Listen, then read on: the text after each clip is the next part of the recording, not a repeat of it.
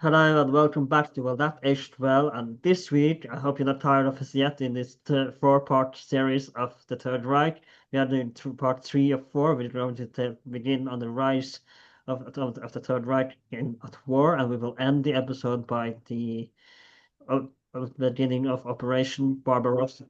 And we ended last week's episode mostly because we were running out of time, but also because it was a fitting ending point where we discussed the occupation of Czechoslovakia. And before we go into the war itself, I want to talk a little bit about what this new Reich was like with both the Czechoslovakia occupied and, of course, Austria and the Rhineland. What did this new Reich look like? And of course, as we discussed last time, while it was still a victory for Hitler, he was also furious because he wanted this war then and there. And maybe it was fortunate for him that it didn't happen, as we discussed last time.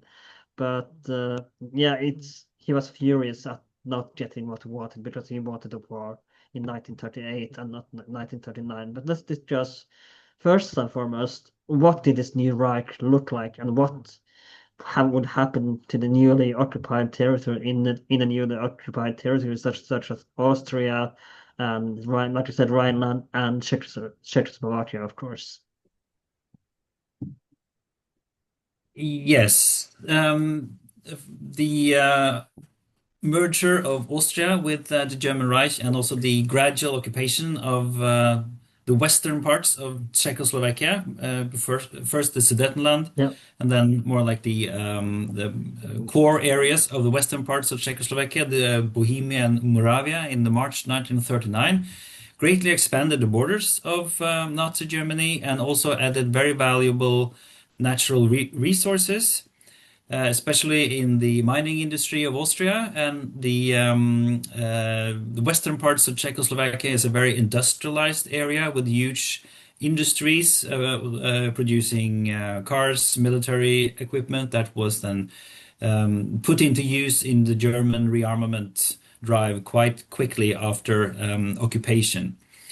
For inhabitants of Austria and Czechoslovakia, or at least in the western parts of Czechoslovakia, of course, this led to also widespread persecution, particularly for the Jewish people in these two countries, and also political opponents. And in both instances, in Austria and Czechoslovakia, we see first the later famous Einsatzgruppen, like small groups of people with connections to the SS that are spread across the countries that are occupied in order to restore control and to combat any forms of opposition to the new regime. So these become infamous during the war and also in the Holocaust, but they are first then used as more like security forces and for persecution of political opponents. Now, the next thing I want to talk a little bit about is what did this do for the economy of the Third Reich, and where did it stand financially in 1938? Because if I remember correctly, in 1939, and I'm not sure of how true this is. Apparently, according to Peter Frankopan in his work on the Silk Road, when they go to this chapter, they talk about during apparently storming to Hitler's office, and they say that they are quite broke financially. So how true is this, and where did they stand financially when incorporating this new territory into the Third Reich? Yes, it absolutely played a part in the economic realities for Nazi Germany. Quite shortly after the incorporation of Austria, there is quite a lot of people that go from Austria to Germany to work in German industry. There's a huge demand for labor in the German war economy. So they also confiscate quite large sums of foreign currency in the Austrian banks. And they use this, of course, then to procure the national resources, particularly iron ore, that is very important for the German arms industry, but has to be imported by foreign currency, which Germany is more or less devoid of because all has been spent on importing necessary natural resources. And also, since there is so little export going out of Germany due to the autarkic ideas of the Nazi regime that they are not supposed to export anything to anyone. They're supposed to keep everything at home, more or less, to say it a bit bluntly. There's a very small influx of foreign currency into Germany. For the Czechoslovak situation is also a bit of the same. There are quite a few Czechoslovaks that end up working for the German war industry, not necessarily in Germany itself, but then in the Czech regions. For instance, the use Skoda factories are now then producing equipment for the German armed forces. And maybe And not quite voluntary either. Maybe it was more like it involuntary.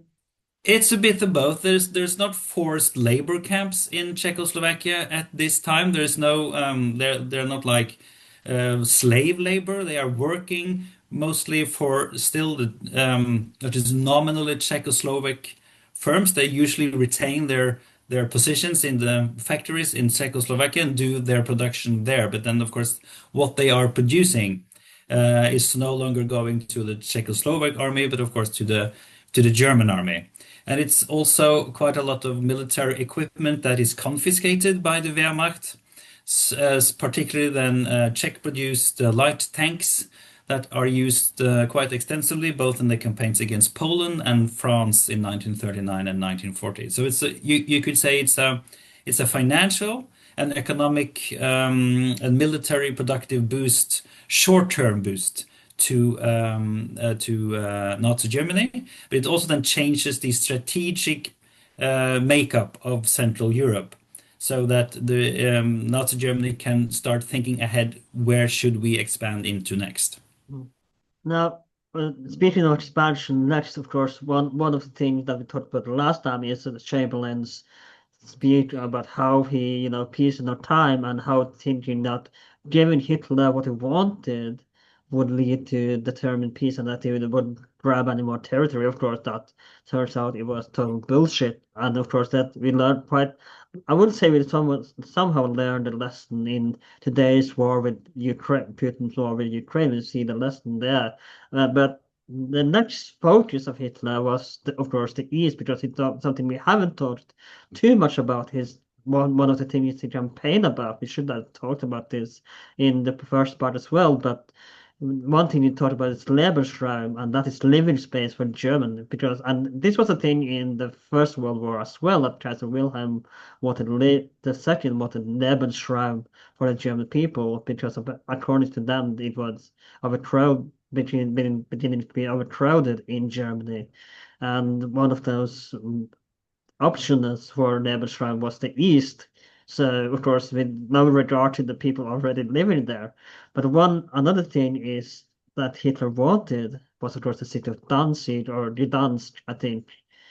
I don't remember what the city is called today, but Danzig was which became a free city after the First World War. And of course, this is where we started to see where the Britain finally starting to say enough is enough. So let's talk about the drama around Hitler wanting Gdansk, and of course the idea of Lebensraum for Hitler's casus belli for expansion of the more further expansion of the Third Reich.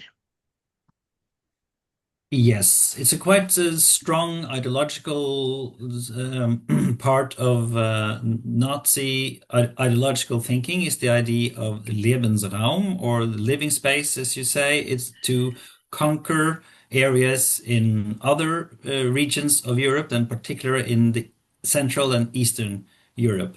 The basic idea is then, of course, to get access to natural resources, raw materials, but also to have this as more, it's also more or less viewed as a settling ground for the overpopulation of Germany. And that, as you say, this has been an idea that has been kicking about for quite some time. But the particular Nazi part of it is that's very, very closely tied to the racial ideology of Nazism, viewing the in general the Slavic populations of Central East Europe as not as racially valuable as Germans or Nordic races, so that they should be removed from these areas and made ready for German resettlement. So these ideas are quite vague. There are some plans and programs developed in the early 1940s, such as the Generalplan Ost or the General Plan East, that gives some ideas about what the leadership of Nazi Germany is planning.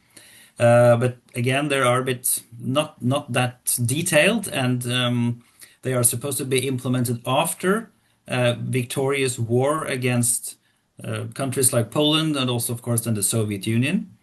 But the general idea is to either remove millions of the Slavic population of Eastern Europe by killing them, starving them, using them as slave labor, or deporting them further east into the Soviet Union across the Ural Mountains. So it contains mass murder on an absolutely massive scales in order to implement these rather vague ideas. But you can say that they are like guiding principles for the Nazi leadership when they are considering their strategic position in early 1939 after the incorporation and occupation of the western parts of Czechoslovakia. And of course, and Poland is the next, you could say, victim on the list. In any case, if Nazi Germany is to expand, it has to defeat and occupy Poland. Now, this is in the military sense, Poland is a very strong military nation. It has one of the largest armies in the world at the time, but it would still be no real match for the German army in 1939. So everybody knows that if there is a war between Germany and Poland, Germany will win.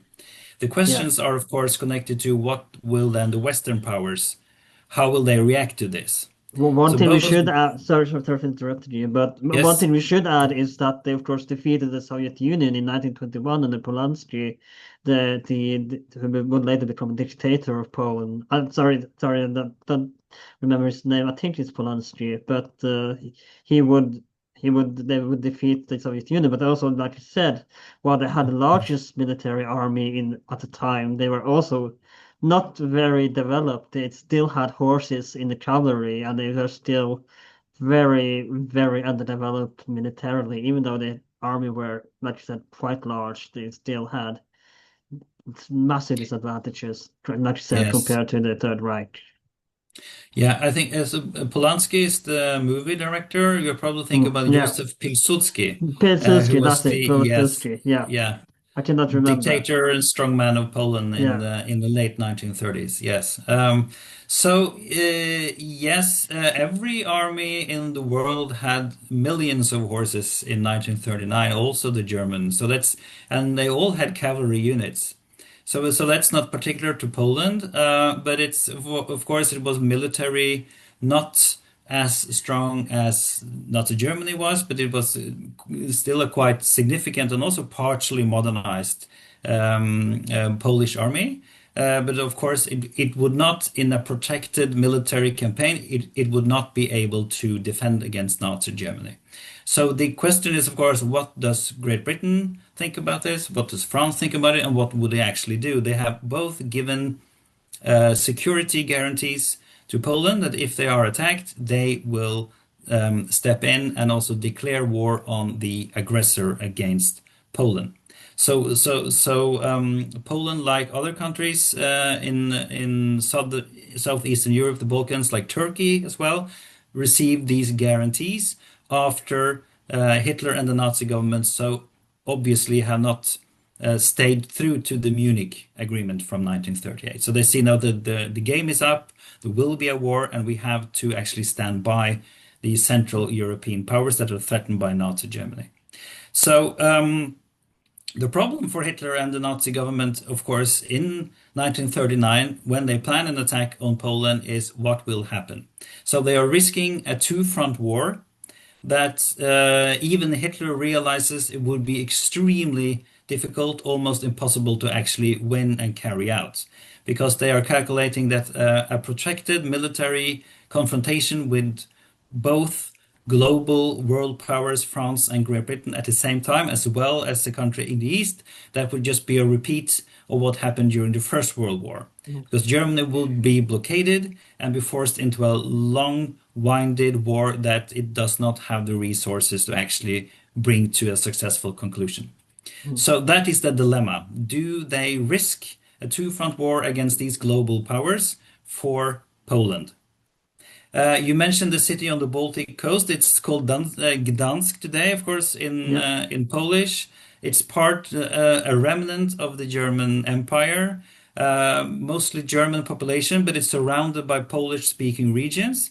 So it was not added or it did not remain part of the new German borders after First World War, but it's governed like a free international city. But most people living in the city of Gdansk or Danzig are German speakers and regard themselves as Germans.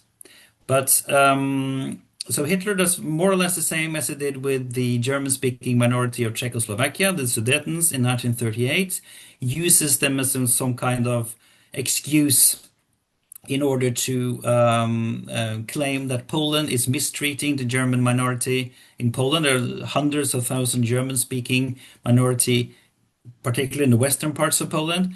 And of course, he doesn't really care about these people at all, but he uses this as an excuse to meddle into Polish affairs and to use it as an excuse to go to war. Mm. Now, before we go into the attack on Poland, I want to discuss a very vital part of the that would shock communists all over the world, and that is kind of ironic in a sense, considering what the Germans campaigned about in 1933 is, of course, the Molotov-Ribbentrop pact, and this would be quite, like I said, this would be quite shocking for communists all over the world that would feel betrayed when Stalin and Ribbentrop signed and Molotov signed the pact that there were that they would both split Poland in that the Soviet Union would get part of Poland and also that they would meet a certain place and then they would split Poland in between them. And Mm. something I don't know if this is true, but I read somewhere that before this deal that Hitler sent agents to actually see if Stalin was Jewish in it to confirm if he was Jewish or not. I don't know if there's truth to this claim, but I think there's a story where he sent agents to find out if Stalin actually was Jewish because actually now he's been calling it the Jewish menace and the Jewish Bolshevism. He's been blaming the Jews for Bolshevism. So I could see truth to the claim, but I don't know how true this is. But before we go into the attack of Poland, let's Mm. discuss the Molotov-Ribbentrop Pact. Yes. It comes as a surprise to a lot of people, and of course, quite a few people also feel betrayed, particularly by how the Soviet Union can go into an agreement with Nazi Germany. That it has also, of course, spent a lot of time degrading publicly, speaking very negatively of, like Nazi Germany has been very critical about the Soviet Union. But uh, if we look at signs towards a more approachment between these two gigantic powers, I think we could see them. Stalin was not Jewish. He was also had a quite anti-Semitic policies in the Soviet Union, and one of the signals that he's sending to Hitler during 1939 is that he is replacing his foreign minister. Litvinov was the foreign minister of the Soviet Union. He was a Jewish person. He was then dismissed from his post and replaced by Molotov, like we know from most from the Second World War. And this is also then clad, this exchange of personnel is also then clad in very anti-Semitic symbolism and language within the Soviet Union. So you can say that Stalin is there sending a message that's to potential partners in Germany. What I think we have to understand is that there are realistic reasons because of this or reasons for this alliance, you could say, or at least cooperation between Nazi Germany and the Communist Soviet Union. They both see themselves or see the other as potential enemies in a future war, but they both see that they can benefit from getting to terms at this very moment and then postponing a potential conflict between them into the coming maybe 2, 3, 4, 5 years. The other part of the agreement that is well known at the time is that it also entails a agreement that Germany should buy significant amounts of natural resources from the Soviet Union.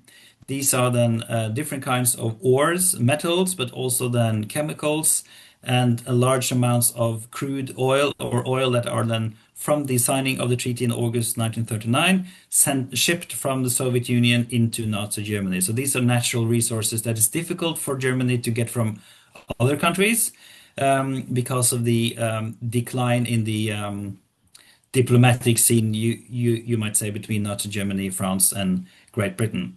So I think they're both thinking that we can benefit from this kind of mutual agreement. We will then make sure that there will be no conflict between us in these regions where they have conflicting interests, like in Central and Eastern Europe. It is easier for Nazi Germany to go to war against Poland because they then can count on not the Soviet Union not interfering, and it is a boost also to Soviet Union's expansions plans because it's during late autumn or winter of 1939 they also then attack Finland, and they occupy the Baltic states like Estonia, Lithuania, Latvia, and also parts of Romania during 1939-1940. So it's you could say it's in their mutual interests to keep this part of Europe more or less under control, and they will not interfere with each other, and then rather focus on other victims, you could say. So there is mutual understanding, but both think that in the near future there will certainly be a military confrontation, but let's wait until we are better prepared. Mm. You met also, it's interesting. A few years ago, I made an episode on the Second World War with Gerhard Weinberg, who actually fought in the Eastern Pacific War as well. But he mentioned that what is fascinating is that Stalin would do so much more for Hitler when he was with the Allies. He would be so much more favorable towards Hitler and do what he wanted, and that he would get away with so much because of Stalin that then say what when he changed side and toward the Allies, that it's just fascinating how different he would treat Hitler compared to the Allied powers when he would switch sides during Operation Barbarossa. Yes, but you could say that Stalin is very suspicious towards Hitler. He does not really view him as a natural ally or someone that he can build a long-term relationship with strategically or so it's more like an alliance of convenience at the time. Yeah, But of course the Soviet Union is in the summer of 1939 not very well prepared for a military conflict. We are in the late stages of the Moscow purges, of the so-called Great Terror, that the and the purges of high-ranking military officers in the Red Army. mm, So it's you can say that the Soviet Union is then militarily in a vulnerable state, at least compared to maybe what they think would happen 1, 2, 3, 4 years later, when they will feel more prepared to actually engage in a military conflict with Nazi Germany. They see that as very, very natural. And it's difficult for Stalin and other leaders of the Soviet Union to actually make sense of the relationship between Nazi Germany and the other Western powers. If they view them with their ideological glasses on, they would see them, they are all capitalists, they're all the same. So what they are most afraid of is that they should ally together, France, Great Britain, and Germany, and go to war with communist Soviet Union. That's the major fear that Stalin has. So if he can get an agreement with one of them, he feel that as a security guarantee to actually then develop the Soviet Union to become stronger militarily. Now, of course, we have. I'm going to try to make this a little bit short because we have to get into the war as well. We know, like I said, the Allies signed an agreement that if Hitler went to war with, Poland, that would be an attack on both the Allies as well. So that would so in a way they hoped that that would secure Poland's guarantee of independence, but of course that will not be the case. So let's talk about the stage two where they used Jewish prisoners dressed up in Polish uniforms to stage an attack for casus belli for the attack on Poland in 1939. Yeah, there's no mistake. Nazi Germany is the aggressor against Poland in 1939. So that's let there be no misunderstanding. But what the Nazi German authorities are very keen to stage, as you say, is some kind of legitimate cause to go to war with Poland.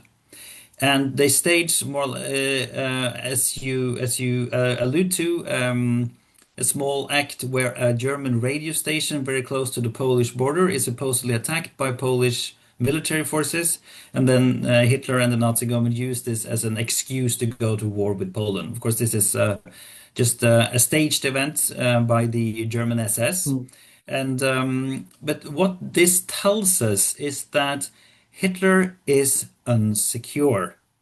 The Nazi leadership is unsecure and it's not in agreement with each other. What we very often do when we talk about the first stages of the Second World War is that we have a tendency to paint, you could say, the strength and the invincibility of Nazi Germany with a very large brush. So we yeah. get the impression of that Hitler always knows what he wants. He's fooling Chamberlain in Munich. He always gets what he is trying to achieve, and if he wants war, he gets war. If he wants to occupy somebody without fighting a war, he can do that. But in reality, Hitler is very, very uncertain about what is the right and best way forward to maximize the possibilities for German expansion, and he is extremely unsure about the attack on Poland in September 1939. The attack was supposed to start in late August, but is called back numerous times because Hitler cannot decide. And what he is afraid of is, of course, involvement from France and Great Britain. So this is the great gamble, you can say, that he takes Yeah. in September 1939. He starts the World War against the powers that he cannot defeat. Of course, he doesn't know, nobody knows, before the actual declaration of war against Germany from France and Great Britain, how the Western powers will react. Because they have given security guarantees before and not acted upon Mm, them. Will they do so for Poland? That's in the air. So what we should remember is that there is also people within the high-ranking officials in the Nazi German leadership within the German army that is critical to the decision to go to war against Poland in September 39 because they fear it will lead to a world war with France and Great Britain. Of course, Poland, that's a totally different matter, and there is a strong anti-Polish feelings within large parts of the German society. They view Polish as like backwater people that doesn't really have never achieved anything that should be ruled by Germans. So there's a strong sentiment that Poland should be attacked and wiped off the map. But they're afraid what will this lead to? So we have to keep this in mind that yeah. this is an open question. What will happen now? So it's a huge gamble that Hitler takes when he goes to war with Poland, and the gamble doesn't pay off. mm, But he's reducing the odds for this going really badly by making an agreement with Stalin in advance. There is, of course, no need for the Red Army to help the Wehrmacht in defeating the Polish forces, but it makes it go even quicker. But it's the security that the Soviet Union will not interfere on the side of Poland that makes Hitler actually take the decision to go to war.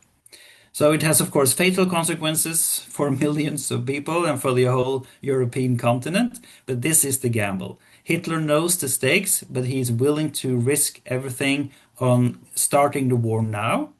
And he's also thinking that if we wait until 1940, 1941, okay, we will be able to arm a bit, but the allies or the potential allies, they will then become even stronger. So the longer we wait, the worse the situation will be. So we should start now when we still have a chance to actually win this. mm. Also, there is thought, believe it or not, there was actually not very many in the military that wanted the war at all. So they were taught about doing a staged military coup on Hitler should he go to war. Of course, we know that didn't happen, but they were taught among the aristocracy of the military if Hitler went to war, we should go against him and do a stage two. And we haven't discussed this as well earlier, but there has been some assassinations attempts on Mhm. Hitler, and all obviously failed. And so the only, and we will talk about this in the next part as well, when Operation Valkyrie comes into play, that the only power that actually could remove Hitler from power is the military itself. So it's, but of course they didn't have in the end they didn't go through with it, and we know that World War II started. So it's fascinating that Mhm. the only power that actually could remove Hitler is the military, which they in the end didn't have the guts to do. Yes, you could at least say the only major power that Yeah, was capable of removing Hitler. I hope we can have the time to talk about a bit of the attempt on Hitler's life in November yeah, 1939 because that's very important incident, I think. But yes, there are strong elements within the German armed forces that is very critical, not towards a war with Poland, but a war towards Poland that also drags France and France and Great Britain into it. Of course, yeah, this is what nobody knows. But there are elements within the German armed forces that want to keep the peace, not because they are pacifists or want to avoid war, but they want to avoid a war that they will lose. yeah, They want to fight a war that they can win. So, and the second element to this is that there is no support for war within the German population. Like it was in 1914, like in August 1914, everybody's streaming into the streets, shouting, celebrating the war is finally here. This doesn't happen in September 1939. There is no, when Germany goes to war against Poland, there is no public demonstrations. Germans are afraid that what we experienced in 1914 to 1918 is now going to repeat itself. So Hitler is also concerned that there is not a really sentiment to go into a huge war within the German population. Despite the militarization of the society that has we have seen since 1933, the propaganda, the indoctrination, there is no willingness to go to war. So that is also one of the reasons why they staged this ridiculous spectacle on the German radio sender to give the impression that they are the ones being attacked and they are only defending themselves because mm, but everybody looks through this charade quite simply. mm, So for Poland, the situation is quite difficult in September 1939. They are attacked from three sides at the same time. But when the British and French declarations of war against Germany comes on September the 3rd, there is huge relief in Poland. There is huge rejoicement. Now the war will be won. The French armies will soon be in the Ruhr and threatening the Germans. So we only have to try to defend our borders so that we can keep this front going. So, but of course, the Poles are totally disappointed. There are no real British or French attempts to threaten the Germany itself. There are some few bombing raids, and there is a French incursion into the Saarland with a Mm. very, very few soldiers. So it's not really any serious attempt. So after 4 or 5 weeks, Poland is defeated by the joint invasion of Germany and Soviet Union that invades Poland from the east after about 2 weeks. And they are careful to wait so that they are not included in the same guarantee that the French and British have been given to Poland, so that they should also declare war on the Soviet Union, because that is what they want to avoid. So the Polish forces are quickly defeated and turned over into a civilian Mm. occupation and more or less split into two, into a German and a Soviet occupation zone. If I may just fairly briefly just interrupt there for a second, what we don't keep into account is that the war lasted for almost a month, and during this war, and we talked about this in our episode on the history of Poland as well, is Mm. that Poland had to fight two sides on this war. They had to both fight Germany and Soviet Union as well. So you had to kind of commend them for the bravery that Polish forces had to, endure during these weeks of fighting war. We think it went fairly easy, and they could have, had they not had to fight Soviet Union at the same time, they probably could have lasted longer against Germany if if not they did two front war from Poland. So it's really commendable in a way that Poland lasted as long as it did, and they fought and then they would have sooner later split up into the partisan groups, famously Armia Krajova, which I really want to make an episode on in the future, Mm. and we try to make an episode on as well. But you have to commend their effort at least fighting on two sides on this war. Yes, and you are now alluding to a very important element in order to understand the Second World War, and that is all the narratives or the stories that we have tried to Yeah, spin, and that different actors at the time are trying to spin during the war. Nazi Germany is very, very focused on telling their story about the war on Poland. And very much so what we are being served up from popular culture or from YouTube documentaries on the war in Poland is a repeat of the Nazi German narrative on this war. Because most of the images we see from the war, like pictures or short video that was shot during the autumn of 1939, is of course then shot by the Germans. yeah, And they usually show them the German tanks like storming into Poland, destroyed Polish towns or cities, making the impression that it's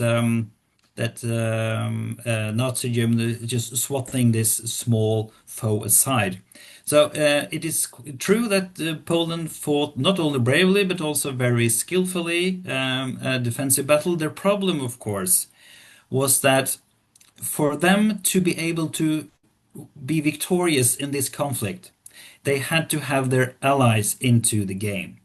So the Poles are also very unsure. What will the British and French actually do when Germany attack? So what the Polish strategic plan in 1939 is to defend the borders. And of course, the German-Polish border is huge, and it's much larger in 1939 than it is today. And it's also they're also attacking from occupied areas of the Czechoslovak Republic. So, in order to show to their prospective allies in London and Paris that we are defending every inch of Polish soil, they are placing most of their defensive units or the military units along the border. Strategically, this makes no sense. You would they would be much more effective if you pull them into the Polish interior, but they do this in order to show the English and the French that we are fighting for Poland and you should do the same. We are worth helping. We are worth fighting for. But if they just retreated to defensible lines along some rivers in Poland, they would fear that okay, in London they're thinking, well, the Poles are not defending themselves, so why should we do it? So that's some of the reason why Poland falls so quickly. And all these stories about Polish cavalry charging into German tanks, they are myths created by Nazi propaganda, and we should not repeat them too much today in the 21st century, because then we are doing the works of Joseph Goebbels long after he has passed away. There were skirmishes between German tanks or tank units and Polish cavalry. But this does not mean that the Polish units are then charging against tanks with the drawn sabers or lances. So this is the image that Nazi Germany wanted to send to the rest of Europe. Poland is an unmodern anachronism. We are the representatives of the new modern Europe, but we're also sending a message to their own population that does not want war. And they are showing them we are superior. We are swatting the Poles aside. The war is going splendidly, so there's nothing to be afraid of. And there's so the image they are creating, the narrative they are creating, is also a message interiorly to the German population. We are superior. There's nothing to fear from going to war because we are going to win it. And the speedy victory over Poland goes not a bit makes you could say the German population more inclined towards war, and especially since there are no real attacks from either Great Britain or France, thinking that it could actually be possible to go to short, victorious wars to gain territory and to gain resources. It's not necessary to repeat this horror of the First World War. So more and more Germans actually think that war could actually be a solution. So the quick defeat of Poland is important in how also Germans think about war in the coming months and years. Also, we should add that while a lot of the footage that we see was re recreated in, after the attack happened, so it's not actually the attack that we see in the videos. A lot of some of it maybe, yeah, but a lot of the footage that we see was filmed after the attack, to make it seem, recreational video for, Yeah. cinematic use as well. Yes. And you're not seeing German soldiers walking into Poland. You are not seeing the German cavalry units that were also there. You're only seeing like the modern Mm, equipment that was used, because that is the image that they want to send to the rest of the world at the time and to their own population. mm, The narrative of the war is extremely important also this early in the military conflict. mm. Now, what is fascinating in the first weeks and perhaps months of the First World War, sorry, Second World War, in the UK, it was actually called the Boer War, not Boer, but Boer War, because nothing really happened in the West, while a lot of things were happening in the East. Not much was happening in the West yet, as we know, Hitler wanted to finish Poland first and then go to the West. But that is just the term Boer War for a little bit before we go on the attack on the France and a little on an attack of the West, because I think it's also important to understand the Western mentality and the Allied mentality at this point, why they would call it the Boer War. And I kind of explained this already, but let's talk a little bit about the term the Boer War for a moment. Yeah, it's not quite often an English term like the phony war. It's quite usually as used to refer to the first months of the conflict between Nazi Germany and Great Britain, like war that's not really a war. There are some fears in Great Britain that there will be bombing raids from the German armed forces and from the Air Force. That doesn't materialize. And You could say that there is, in general, a fear of the air war in entire Europe. The technological advances in airplanes and the ability to carry bombing loads over huge distances, that you see it was short or to a certain extent in the Spanish Civil War, and also in the German attack on Poland, where it's a deliberate bombing also of civilian targets in Polish cities, that there is a fear that French or British cities will be targeted from the air.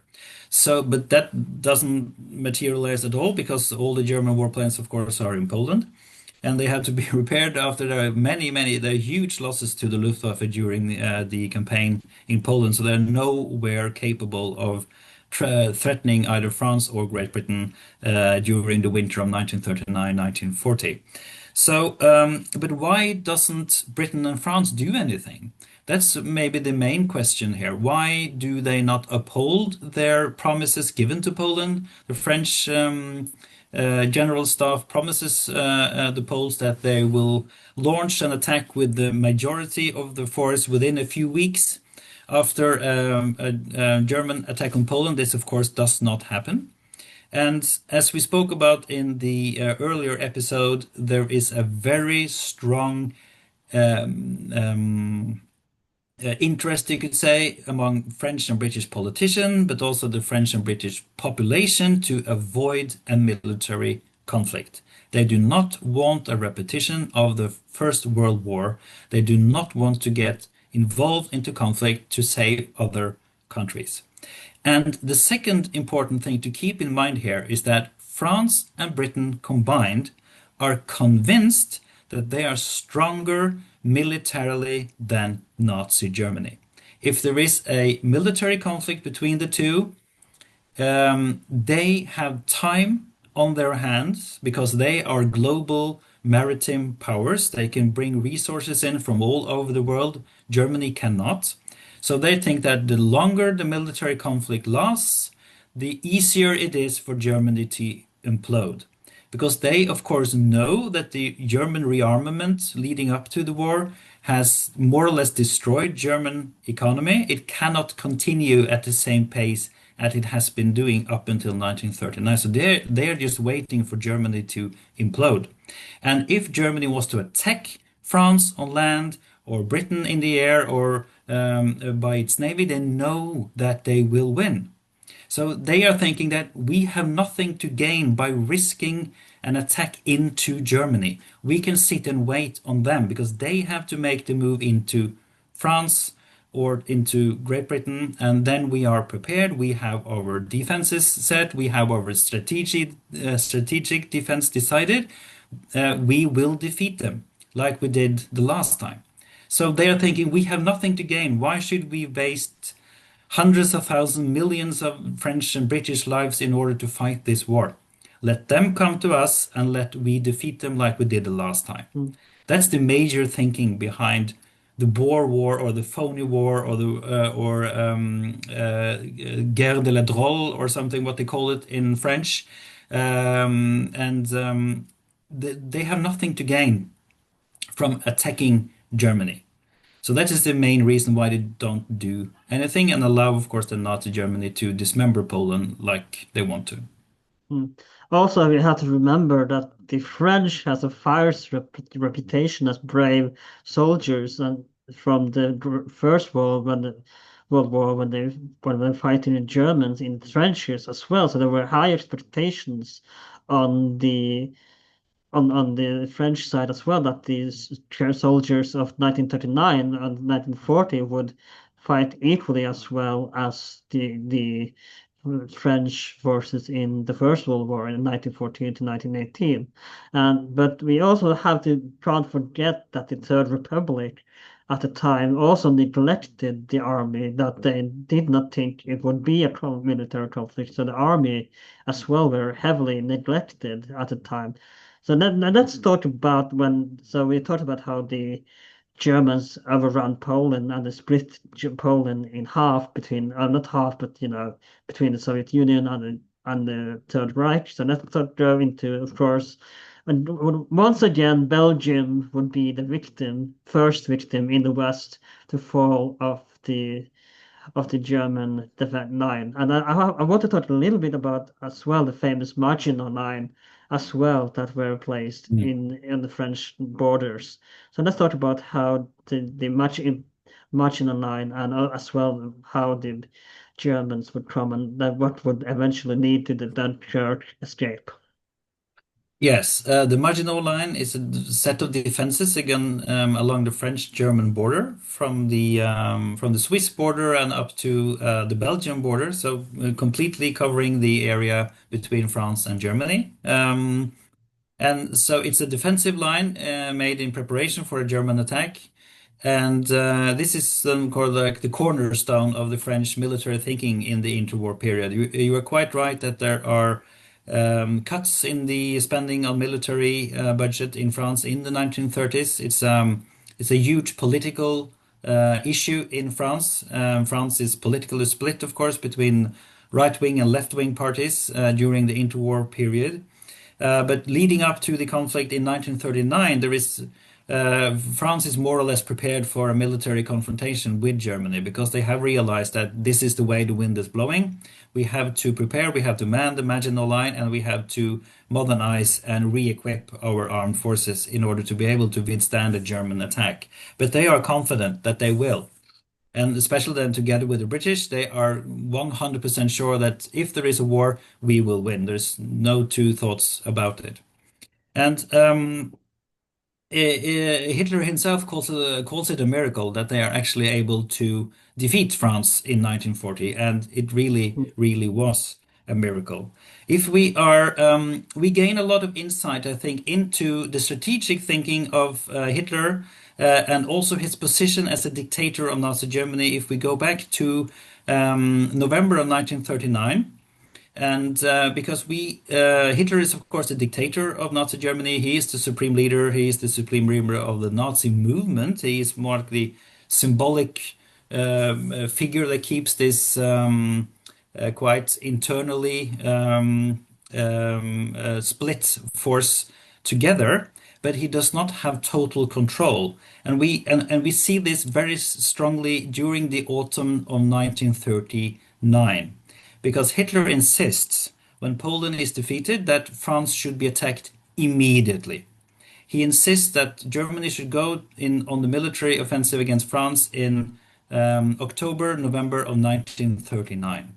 This would have been a huge disaster given the time of the year and given the military resources that are available to the Wehrmacht at the time. They have lost a lot of equipment, spent a lot of ammunition fighting the Poles, and they are in no state to attack France in the late autumn of 1939. But Hitler insists, and so what the armed forces and the officers, the generals, actually do is that they postpone, and they try to postpone all the time. They take Hitler on tours of the border defenses of Germany in Western Germany, and they show him how bad state they are in.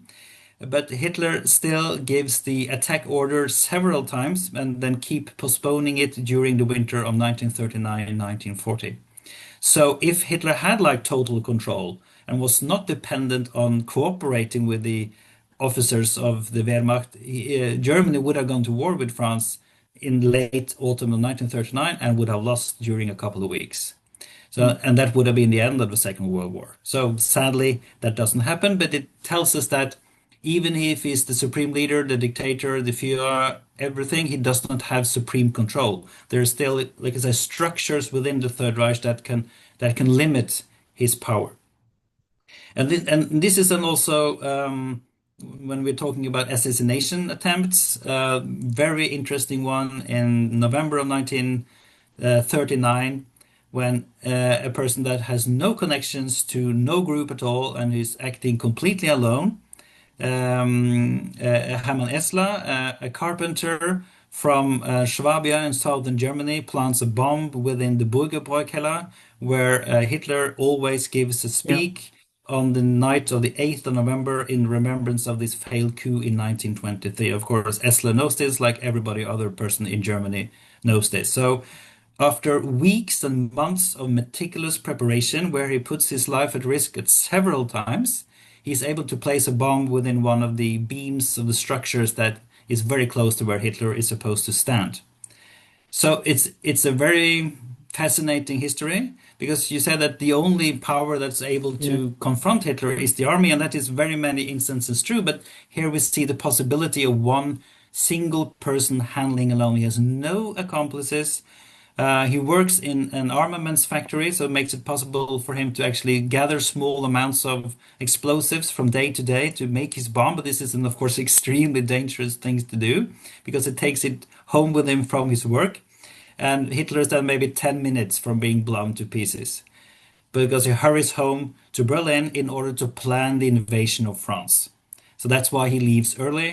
There's fog in Munich, so we can't use the plane. He has to go by train, so he has to leave early. So he saves his life by chance. So again, we see the luck that Hitler is surrounded with at this instance. And we see also then his preparations for the war in France, where the armed forces are actually stopping him. It is possible within the structures of the Third Reich to actually keep Hitler under a certain control.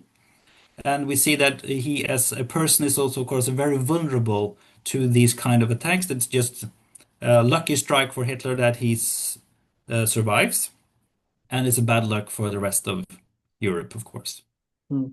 So I wanted to move a little bit away from the more the continent and go into British politics because of course Chamberlain after the outbreak of Second World War would be forever after ridiculed by both political in both politics and of course in the future by other people by the people and media. So he would of course have to resign, and in its place is a certain admiral from the First World War, and of course I'm talking about Winston Churchill. So let's talk about Churchill's entrance into he Hmm. has what is fascinating is that he pretty much, according to his biographer William Manchester, he was in political exile in a way and kind of Yeah. irrelevant until he became prime minister. So let's talk about how he would go from being in political exile into becoming the prime minister of England and vital for the victory of the Second World War. Yeah. I don't remember the exact age of Churchill when he becomes prime minister in 1940, but I think it's like 60 or something. I'm gonna look it Uh, up, but yeah, yeah, so that and he was viewed as more or less like a political 65 nobody. years. Yeah. So Of course, you have to not a, remember the disasters, the Gallipoli campaign in the First World War as yeah. well. So he was tarnished by that. He did not cover himself in glory as an interior minister before the war either.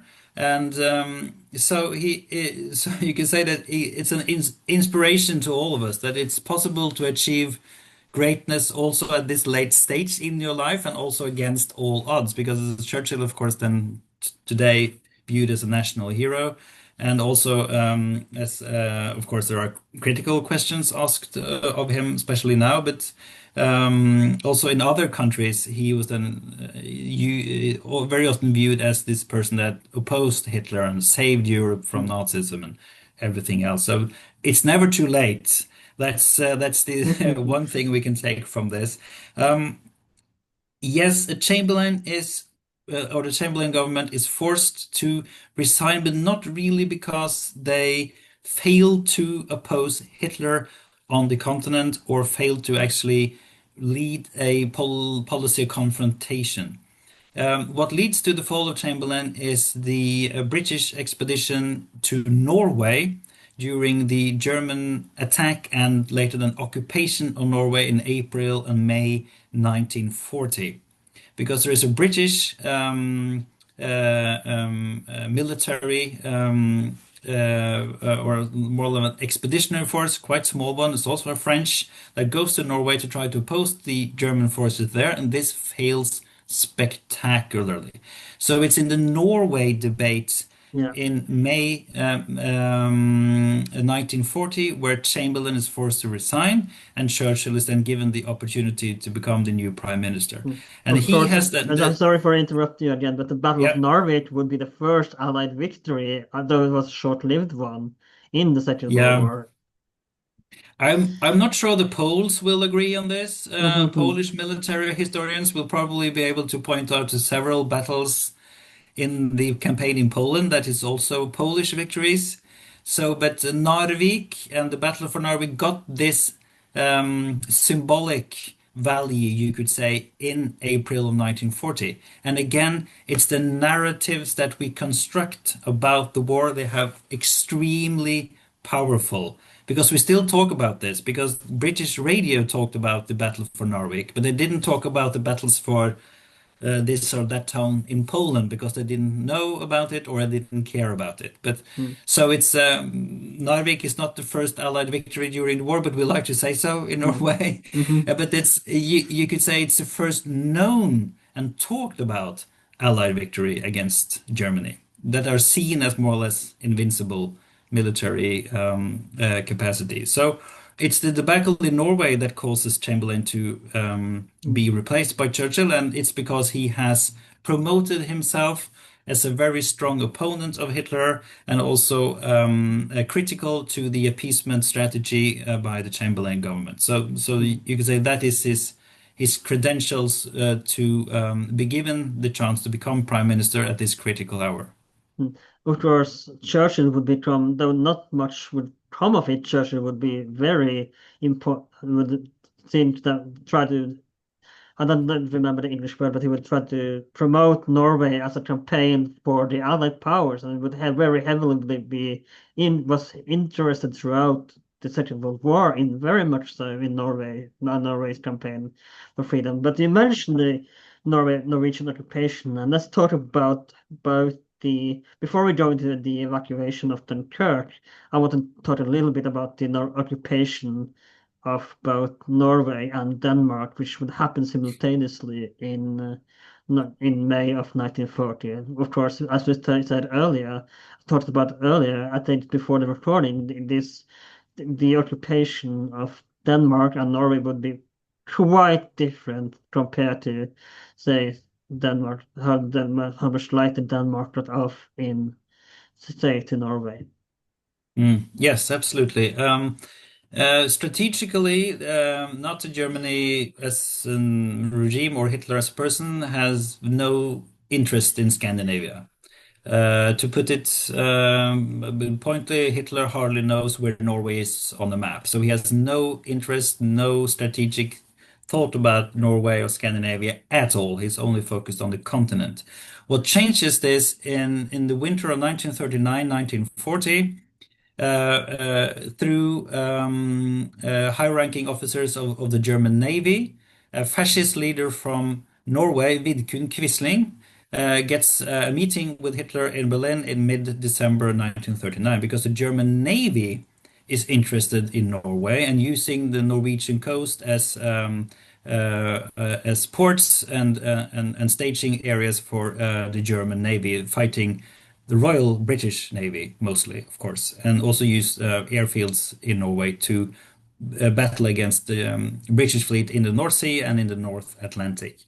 So, what Quisling and his associates are able to convince Hitler about is that there is a huge support for Nazism in Norway, that as soon as the German troops arrive, they will be Which was greeted with bullshit. enthusiasm. And yeah, this is not not totally true. No, and in the last election he got maybe 2% support, and it has declined since then. But what he also tells Hitler is that the British have plans to occupy Norway and use Norway as a staging ground to attack Germany ore and to control and also stop the export of Swedish iron ore during the winter months, where they use Norwegian shipping and Norwegian waters, and Norwegian is a neutral territory because Norway is a neutral power to export the Swedish iron ore into German industry, which is, and of course, important to the German armaments industry. So Quisling tells Hitler that we will welcome you when you arrive, and if you don't show up very soon, the Brits will do, and then it's too late. So he's actually able to convince Hitler that Norway matters and that Scandinavia matters, and they start planning the campaign that is launched on April the 9th, 1940, where both Denmark and Norway is occupied. Denmark in a couple of hours, and Norway resists for a few weeks, but of course has no possibility to defeat the German army. Mm.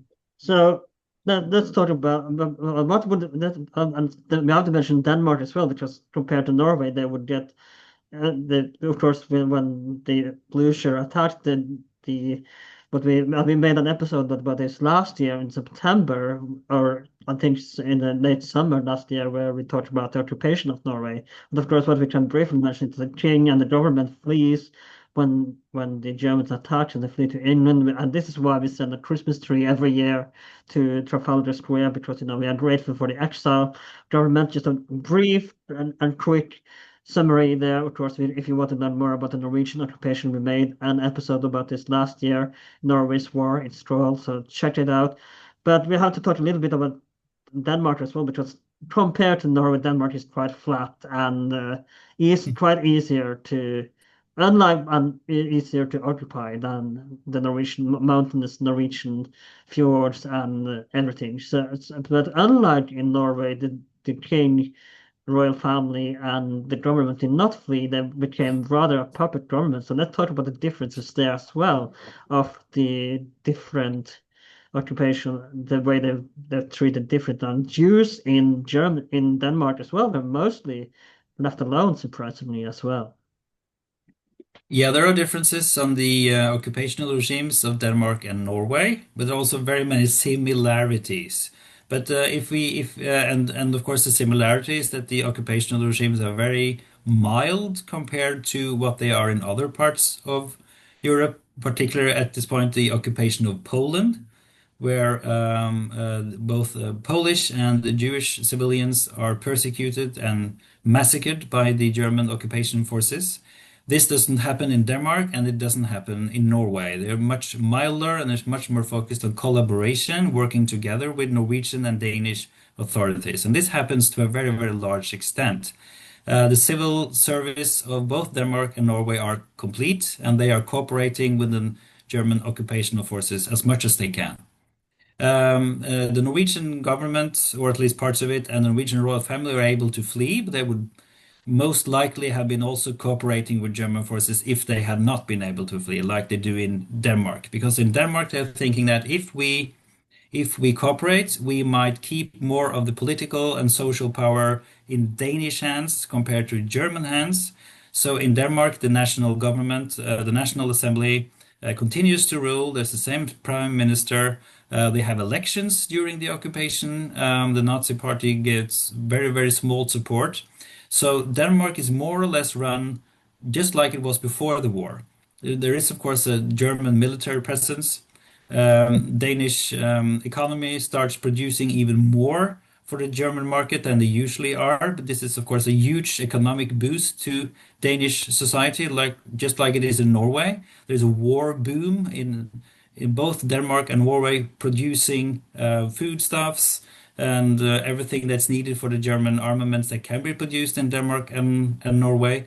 And eventually, there's a huge German military presence in Norway, but most of those that come with the German occupational forces to Norway in the earliest months, they are there to do business.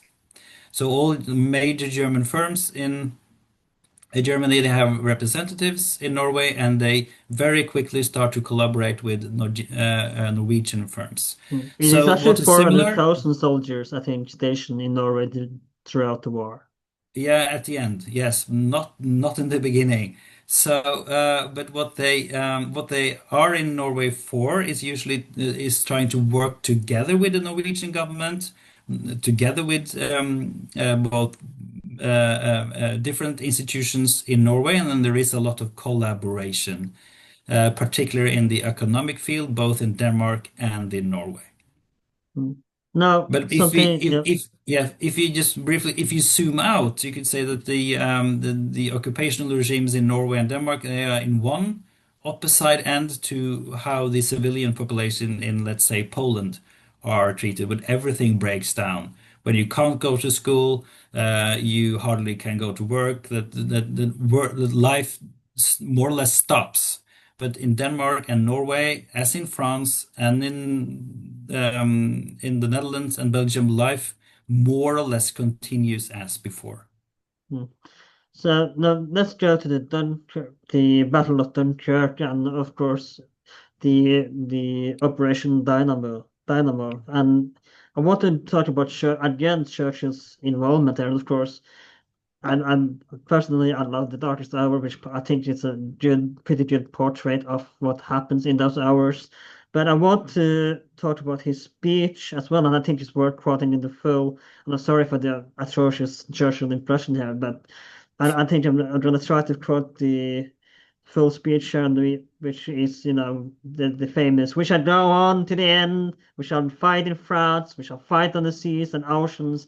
We shall fight with growing confidence and growing strength in the air. We shall defend our island, whatever the cost may be. We shall fight on the beaches. We shall fight on the landing grounds. We shall fight in the fields and in the streets. We shall fight in the hills. We shall never surrender. And even if, which I do not for a moment believe, this island or a large part of it were subjugated and starving, then our empire beyond the seas, armed and guarded by the British fleet, would carry on the struggle until God's good time, the new world, with all its power and might, step forth to the rescue and the liberation of the old."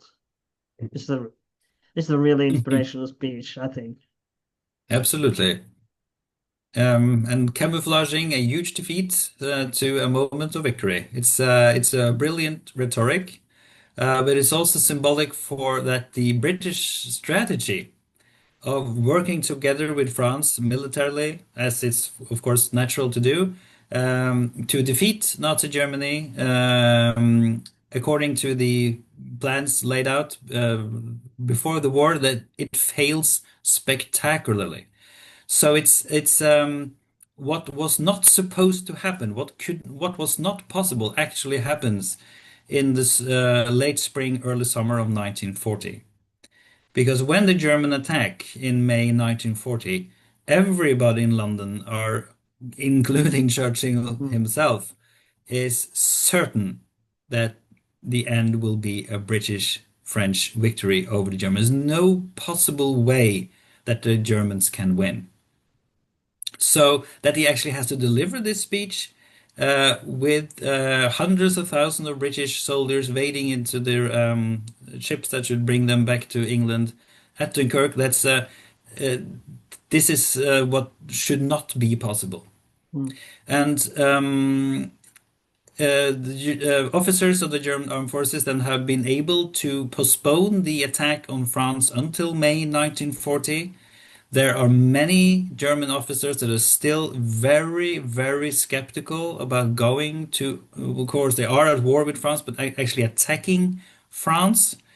So, but Hitler is adamant that this has to happen, and it has to happen now. And what's crucial to be clear of here is that Hitler feels that he is running out of time. He even if he's often removing himself from the realities of life, realizes that um, the structural background, you could say, of the German rearmament, of the German military forces, is not very secure. So he's afraid that if he waits too long, it will be even more difficult to attack France next year. So he's willing to gamble everything again, like he has been many other occasions. And sadly for us, sadly for Europeans at the time, his gamble actually pays off in May 1940 with this ridiculous attempt to flank the French army through the Ardennes forest. Um, it's a suicide mission that actually works because it's so ridiculous that the French can't even think about the possibility that anyone would do something that stupid. mm, But we very often paint this as a symbol of German strength. That they do this because they are smarter, they're more tactically or strategically stout than the French and the British that only prepare for one thing. That we see it as this is the German brilliance, this is the German strength. But actually, it's mm, the quite opposite, because only those that are the weak part in a military conflict are desperate enough to actually try to pull off something like this. The British and French would never do so because they have the upper hand. They don't have to do this stupid, spectacular thing. Because if the war pans out as they have planned, they will win. And if Germany attacks as they think they will, Germany will lose because they are much weaker militarily than French and Great Britain combined. mm, So the willingness to risk everything on this Ardennes campaign to send large amounts of the armed and the tank forces through the forests of the Belgian Ardennes in order to fall into the back of the French forces, it should never have worked, but it does. So this is the great miracle that Hitler is talking about when France surrenders and this actually works. But this is not this is not because Germany is superior. It's because Germany is the weaker part. Uh, it's very much luck involved in being able to actually move these thousands of tanks through the tiny, tiny roads of the Ardennes forest, and then actually to be able to cross the Maas or the Meuse River when they are after 5 days, to be able to race to the channel and actually cut off the main French army from the rest of France. So France falls in 5 days. Not in 6 weeks, in 5 days. It's spectacular, should never have happened, and it's very, very bad luck for the rest of Europeans. mm. Now, So, one so misconception. Yep, sorry. yeah, yeah, because this is the background for the Dunkirk Yeah. evacuation. And Churchill, he's a brilliant politician, at least in this period, and but he's even more a brilliant, like you say, narrator of the war because it's his idea, his narrative of the war in the West in the 1940s that we still repeat today. He's quite often talking about the invincible German tanks, so that the Germans cannot be stopped. It's totally bullshit, of course, but this is the narrative that he spins in order to create the image that he has not done anything wrong or that Britain has not done anything wrong and they are fighting a superior enemy. And we also see it in the Battle of Britain, where he is rhetorically brilliant, talking about the few Englishmen that is fighting against the many German airmen, of course. Mm, And it is also symbolically back to the Middle Ages with the Battle of Agincourt in the 15th century, where Henry V is talking about the few fighting against the French. So it's rhetorically brilliant, but it's a very strong distortion of what actually happened. But we tend to remember Churchill's narrative of the war to a very large extent still today. mm. Now, one thing that I would point out with the evacuation of Dunkirk, and of course Nolan highlight this is a rather misconception, and again it's highlighted in Nolan's 2017 film on Dunkirk, that mostly civilian boats were to, and of course they were big help to these evacuated soldiers, but that was just a minority of the boats that the BEF actually and the Royal Navy was the main part of the evacuation of Dunkirk. That Oh. of course we like to highlight the brave, and of course they were brave. I'm not saying they weren't, but you know the most of the success of Operation Dynamo were because of BEF and their contribution to the evacuation of the Dunkirk. And but so it's kind of, and yeah, so that's and something I want to talk about as well before we go into the evacuation is that again we don't see this in Nolan's film. When we made an episode on the Indian Army last year, which I would highly recommend, is that there were a lot of colonial armies were as well in a part of the Dunkirk evacuation, including Indian soldiers as well, which were about 2 million involved. As we joked about in the episode last year, said the historian sadly passed away, but the Indian army would be the largest volunteer army of the Second World War, and yeah, we feel like we also should talk about it a little bit about the colonial army as well and its contribution. I know they don't write much about this in the book, but we should also Mm. talk a little bit about the colonial army during the evacuation as well, and as well as the contribution in the Second World War.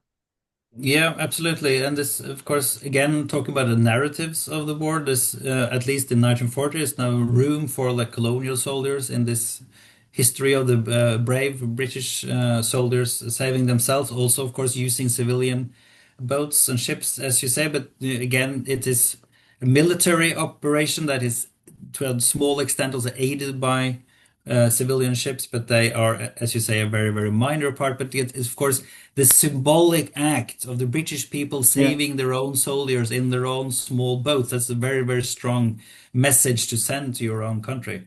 So the few atrocities that are carried out by the German soldiers, or say few, of course, it's at least in relative terms compared to what's happening in the war in Poland. They are then mostly carried out against colonial troops.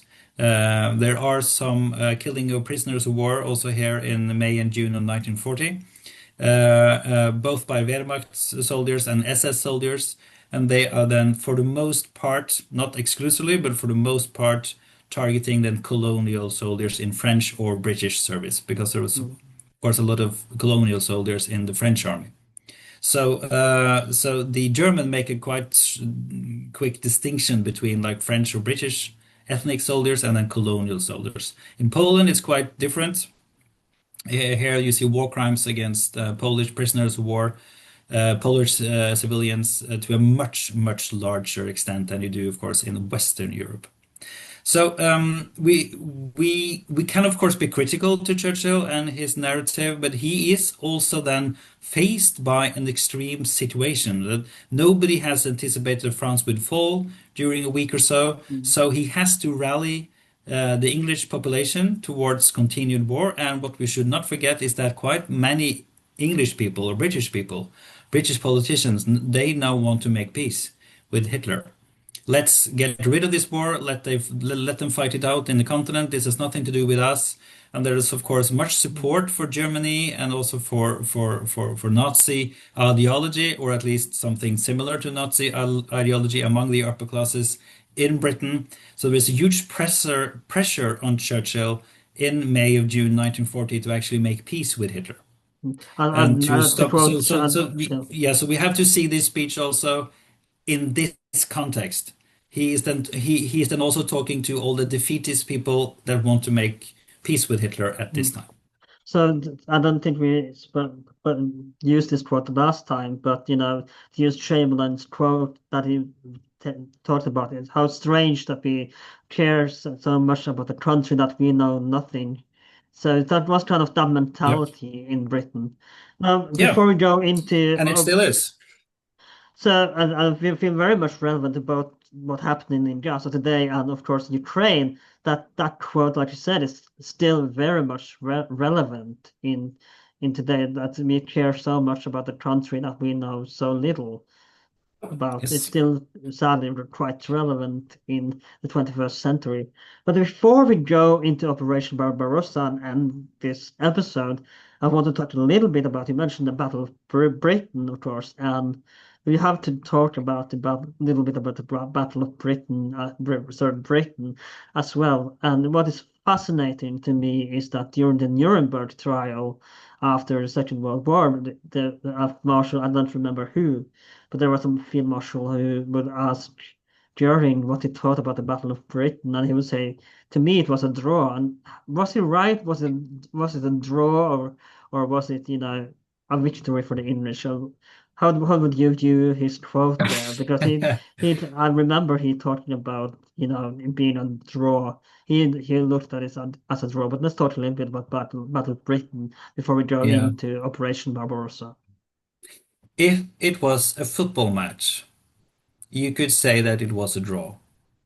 But as it was a protracted military campaign between two countries in Europe that had different objectives, we cannot really say that it was a draw. Because the German objective in the Battle of Britain is very clear. It is to prepare to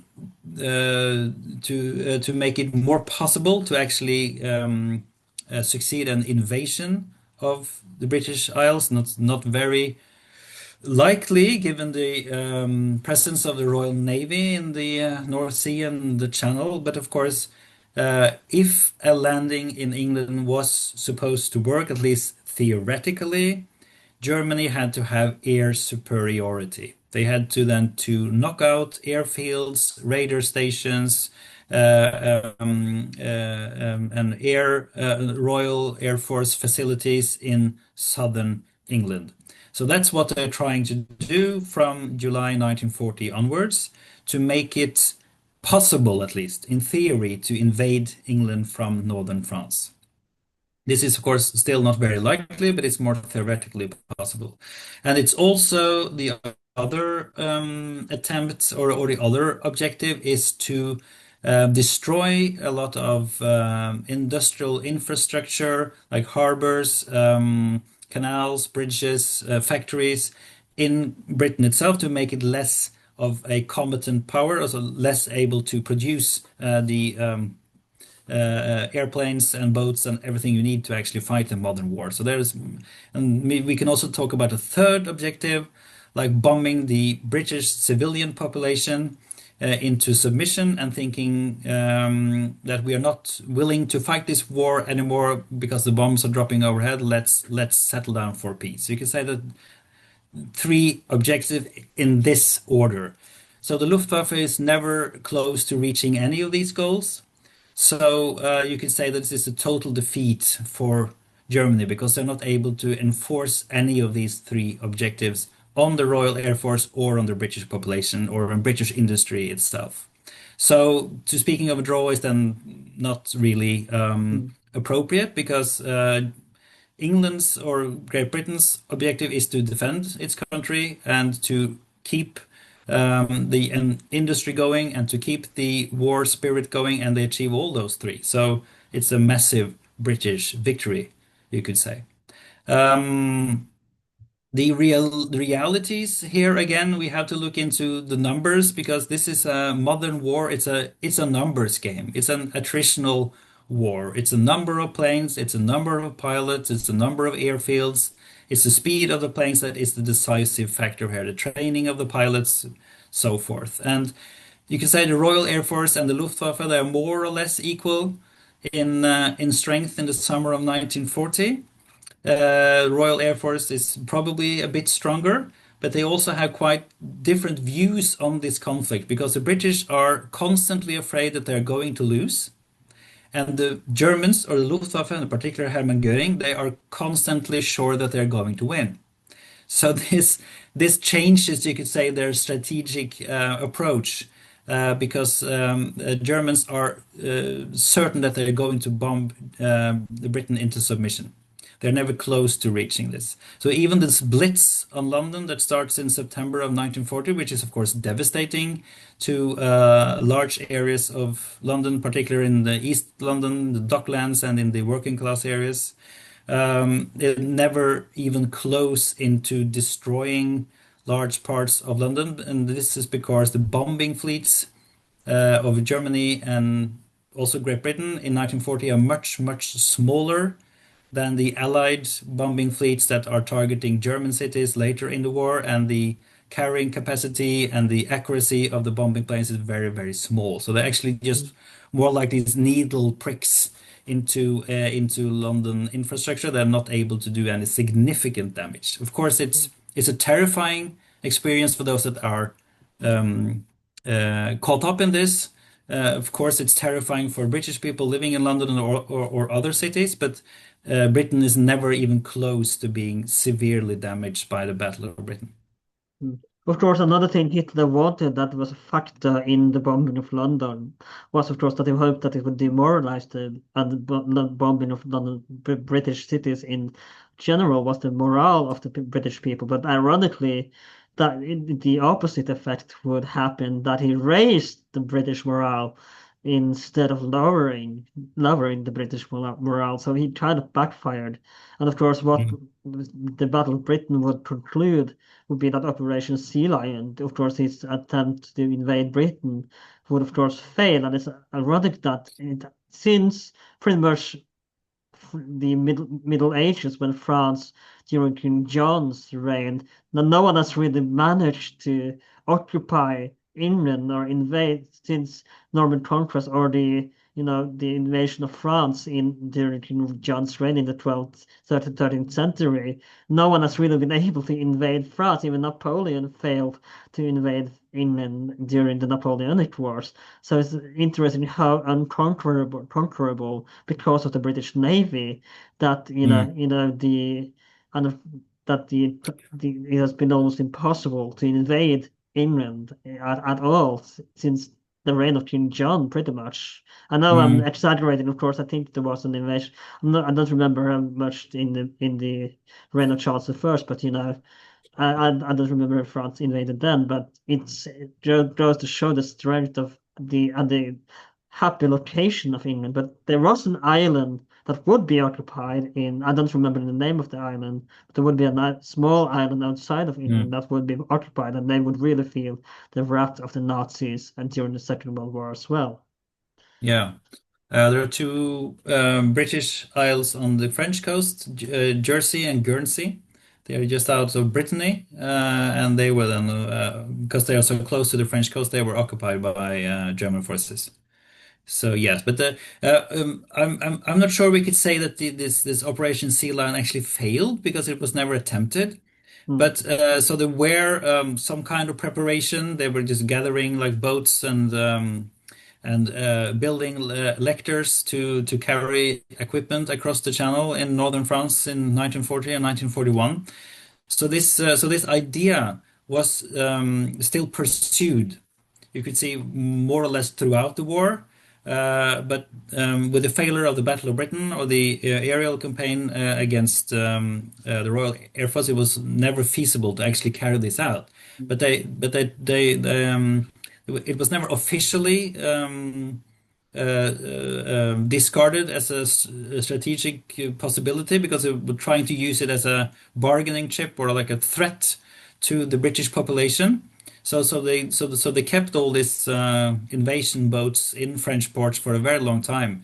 So to show the British that we are actually planning an invasion, but that's not mm, really any realistic planning or strategic thinking about this because it's so extremely difficult to achieve if you do not have air support superiority and also naval superiority. And of course, the German Navy was never able to challenge the British. It's much, much smaller. So it's mm, but the state that Britain was in at the time to look at the map of Europe and see an occupied Poland and see an occupied France, Scandinavia, Norway, Denmark, Netherlands, Belgium is of course it's understandable that it's a moment of despair and the feeling that they have their backs to the walls and that they are alone fighting Nazi Germany. That is also, of course, an ally to Soviet Union at the time. So it's understandable to feel this mm, situation of despair. But of course, we have to remember, as also Churchill then alluded to, England is not alone. It has a huge colonial empire that's not only fighting for them, as you mm, say, with colonial troops, but also providing the British Isles with resources. So as long as they can keep the shipping lanes open, they will survive. So the only real threat comes from German submarines that can try to stop the shipping lanes into England from either Canada, US, South America, but they are of course then also never able to actually threaten the supply lines into the yeah. British Isles. So as long as they are kept open, England can keep on fighting for as long as they want to. There's a running joke during the Second World War, or a famous picture, I think, that there's two guys standing on the beach of England, of the Dover, I think, and the one guy asked, "So we are fighting alone against the Germans or something?" And the other guy says, "Yes, all of the other 500 millions of us," or something like that. Yeah. But so we're going to end this episode shortly, and I know we want to discuss the difference between the East treatment between the Third Reich between the occupied powers in the East and West. But it looks like I feel like it's better we do that in the next episode. We go into the conquest of the Eastern territories as well. But before we go into Operation Barbarossa, And here, I think it's important to mention that you said earlier, the Winter War, which Hitler looked at as a failure by the Soviet Union, that kind of gave the strength to think that we can actually handle an attack on the Soviet Union as well. I mean, the victory in France that came so easily, of course, his confidence would boost. So both the Winter War and what it would deem a failure by the Soviet Union to take back Finland, because they now were a Finnish province until 1917, from 1808 to 1917, and then they became independence. But when Stalin would fail to take over, in Hitler's eyes, the Finland, and of course he had German troops in the Winter War as well. So that viewed from Hitler's point of view that it was so would be just so easy to take over Mm. German, sorry, Soviet Union from, Yeah. and I find it ironic in a way that he called it Barbarossa, because the Emperor Barbarossa would actually help hide Jews and during pogroms and persecutions, even when during the medieval ages when he was emperor of the Holy Roman Empire. But let's talk Yeah. about Operation Barbarossa and what would be the start of the attack, which will be our focus in the next episode on Mm. the Soviet Union. Yeah. The quick and very unexpected victory over France in May and June 1940, that is a real game changer for the Second World War in Europe. Um, Up until that point, there is a huge skepticism towards Hitler as a military leader among the armed forces of Germany because he is insisting on going on the offensive, even if it's against all odds and even if it's against all sane military thinking. This unexpected and totally miraculous defeat of France um, shifts the thinking among the leadership of the German armed forces, those that needs to be shifted. So there is a growing tendency to think that Hitler actually knows what he's talking about, and that he should be listened to, and that if he says that we can do this, despite all odds, maybe we should actually listen to him. But what we also have to keep in mind is that the 1940s, like 1920s and 30s before them, they are Germany as any other European society. They are very much class societies. So society is divided into social classes, and all the generals, of course, they come from the top social classes. They are many of them are come from noble families, from the old Prussian families. They have been officers for like 10 generations backwards. And Hitler, he does not. He speaks a dialect. He has no military education. Of course, he was a volunteer in the First World War, but he never reaches any officer rank. So he's an amateur, and they are looking down upon him and his military perspectives very, very strongly. They think he's an amateur, they think he's stupid, they think he doesn't know what he's talking about. But now they're gradually changing, and we also see the same change within the German population. They were very much against war, but the swift victories over Poland, over Norway, over Denmark, over the Dutch, the Belgians, the French. They convince the Germans that it's possible to actually win short wars. We can fight short, victorious wars, and we can change the map of Europe, and we can gain and benefit from that economically. So we can avoid these protracted, long, ruinous wars. So also the German population turns more and more towards the Nazis and Hitler and look upon them as, okay, they are really changing things there. They are actually doing things right. So they're gaining a lot in popularity. What is also important, of course, is that you get a lot of economic resources from occupied Western Europe, laborers, and national resources that makes it more possible for Germany to prepare for an occupation or an attack into the Soviet Union. And the strategic situation in, let's say, the summer of 1940, the autumn of 1940, looks on paper very favorable to Nazi Germany because almost everything in Europe is occupied by Nazi Germany or their close associates or allies. So, but the military strategic position is still not what Hitler wanted because the country that he wants to invade Soviet Union is his ally. And the country that he wants to be allied with and working with, the Yeah. British Empire, is his enemy. So the roles are reversed. So he has moved himself into a diplomatic dead end that he can't get out of, and is trying to force the British Empire to negotiate a peace so he can focus military to the east. But he's not able to force Churchill or the British to sign a peace. So that changes his strategic thinking because he's thinking that in the summer, late autumn, early autumn 1940, Hitler is thinking that why are the British holding out? Why are they not accepting our peace terms? They must have some ally or some friend on the continent that they are sure will still fight for them. And he comes to the conclusion that they are working with the Soviet Union. So if we are to defeat the British Empire, we first have to defeat the Soviet Union. That's Hitler's strategic thinking in late summer, early autumn of 1940. To win the war against the British Empire, we have to defeat the Soviet Union. Or at least maybe not occupy it completely, but at least fight the war against the Soviet Union, make it not possible to threat Germany, and then we can finish off the Brits later, because then they will have no friends. So that's more or less his strategic thinking. This great idea of his to actually gain living space within the Soviet Union has to be moved further into time, and he's then planning to attack the Soviet Union before he actually had thought to do so. Um, in the meantime, during the spring of 1941, there's also military campaigns in the Balkans, the occupation of Yugoslavia and Greece. So we're just going to go just brush very Mm. quickly over them. But you could say that there's as many different miscalculations within the armed forces of Germany, within the leadership of the Nazi government, that makes them think that a short, concentrated military campaign against the Soviet Union will work, and we will be able to defeat this massive empire within a few short Mm. weeks. Of course, So one this is thing. a Why? gross Sorry for miscalculation.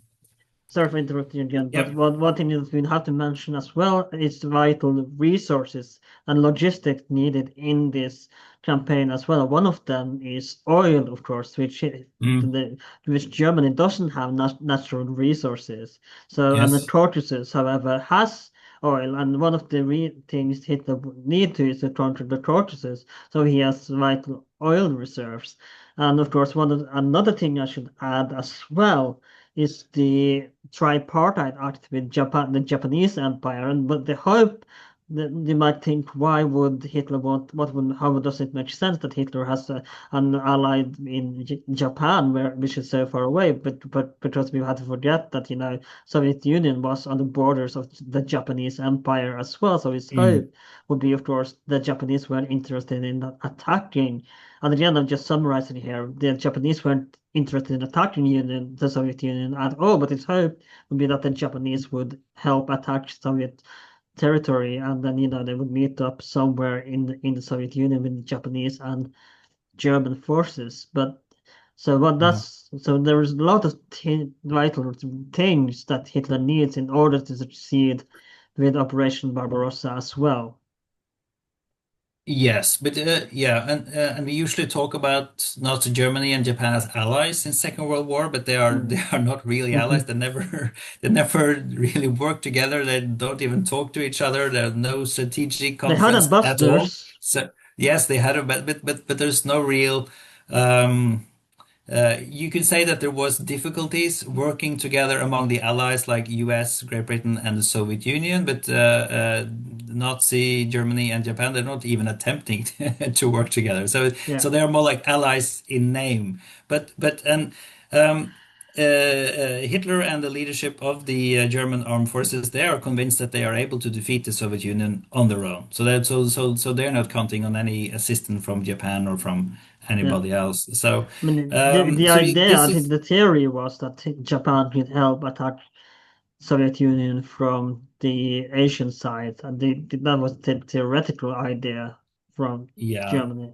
So this is possible if you're playing like Axis and Allies board game, but in the real world, of course you a Japan Japanese invasion of the Far East territories of Soviet Union would, of course, draw some resources away from the Central European theater in Western Russia. So that would have some kind of impact. But to invade the Pacific coast of the Soviet Union and continue inland with a military campaign, that's not possible. Mm. You can't drive a tank from the Pacific coast of Soviet Union Yeah. and through Siberia. That just doesn't work. So it's that's only because, of course, if Japan had threatened the Soviet Union, they would have kept more military equipment and soldiers on their eastern border with Japan. So that would have had an impact, but it would not have changed the actual outcome of the Operation Barbarossa. Because here we are now during the winter of 1940-1941, when the Wehrmacht is planning its campaign against the Soviet Union, they are constantly um, uh, um, de-evaluating the fighting ability of the Red Army. They're constantly de-evaluating the number of troops in the Red Army. They actually know very little about this military capacity of the Red Army, and they are also constantly de-evaluating the industrial capacity of the Soviet Union. So, what they are thinking is that the main body of the Red Army is stationed at the border, the western border of the Soviet Union, and it can be encircled in a huge sweep during a 2 or 3, 4 week campaign, Mm. and then defeated by the Wehrmacht 10, 20, 30, 40, 500 kilometers into Western Soviet Union. And that's the So, far so as their strategic thinking goes. And it's a very bad miscalculation of the military strength of the Soviet Union. sounds like a certain dictator in the 21st century's mentality when it comes to a certain Eastern country as well. Yeah, you're referring to the Russian invasion Yeah, of Ukraine in 2022. Yes, of Putin course. was expecting to win the war in 3 days. Hmm. So it's kind So of a luckily that similar comparison to see. Yes, and it has to do, yes, you can of course compare them, and it has to do with thinking that the regime that you are attacking, because Putin was Yeah, obsessed with Zelensky being a Nazi puppet that had no support in the Ukrainian which is population. ironic. Which, yes, of course, but it's also then the leadership of the Nazi regime and the also armed forces of Germany think that if you give the Red Army a strong kick, the Hmm. whole construction will fall to pieces because they think it's a rotten communist Jewish regime that does not will not be able to defend itself against the modern army of Germany. So, and this is the thinking that they have, thinking that this can actually work. Yeah, And this is then the first, this is not something that we have time to go into now, but we can maybe start episode 4 with yeah. this. This is the first Blitzkrieg, or the lightning war, that the Germans actually plan. We quite often talk about the attack on Poland as a lightning strike and the attack on France, but they are nothing of the sort. Germany doesn't plan for a short campaign against France, but they do against the Soviet Union. So Hmm. the only like lightning war or blitzkrieg that the Germans are preparing fails spectacularly. I think we're gonna round up the episode there, and of course we'll discuss the fall of the Third Reich in the next episode. And I hope you enjoyed this episode. I would go a lot further into this, but unfortunately we are running out of time. And I'm gonna watch my brother win the team match in skiing.